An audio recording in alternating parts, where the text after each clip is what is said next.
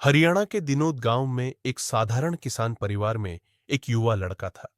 उसका जीवन कठिनाइयों से भरा था। खेतों में मेहनत, परिवार की जिम्मेदारियां और भविष्य की चिंता। वह अक्सर सोचता था, जीवन का असली मकसद क्या है? क्या सिर्फ धन और सुख ही सबसे जरूरी है? एक दिन गांव में राधा स्वामी सत्संग का आयोजन हुआ। वह युवक संयोग से वहां पहुंचा। सत्संग में गुरुजी ने बहुत ही सरल शब्दों में समझाया, मनुष्य जन्म सबसे अनमोल है। इसे केवल खाने, कमाने और भोगने में मत गंवाओ। सच्चा सुख केवल भीतर की आत्मा और परमात्मा के मिलन में है। जो भी कर्म करो, उसमें ईमानदारी और सेवा का भाव रखो। युवक इन वचनों से बहुत प्रभावित हुआ।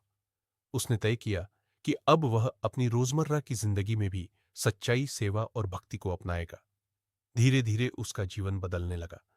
अब खेतों में काम करते समय वह राधा स्वामी नाम का सुमिरन करता। जब भी किसी गरीब या जरूरतमंद को देखता तो मदद करता। घर में भी शांति का माहौल आने लगा, क्योंकि अब वह क्रोध और लालच से दूर हो चुका था। गांव वाले उसकी ईमानदारी और सेवा भाव को देखकर आश्चर्य करने लगे। धीरे धीरे वही युवक गांव के लिए प्रेरणा बन गया। मनुष्य जन्म अनमोल है, इसे सिर्फ सांसारिक इच्छाओं में न घुआए। सच्चा सुख भीतर है, बाहर के सुख अस्थायी है, पर आत्मिक शांति अमर है। सेवा और सच्चाई से जीवन बदलता है। जब हम भक्ति, सेवा और प्रेम अपनाते हैं, तो परिवार और समाज दोनों खुशहाल होते हैं।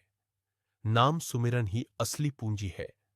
राधा स्वामी नाम जपने से मन शांत और आत्मा निर्मल होती है।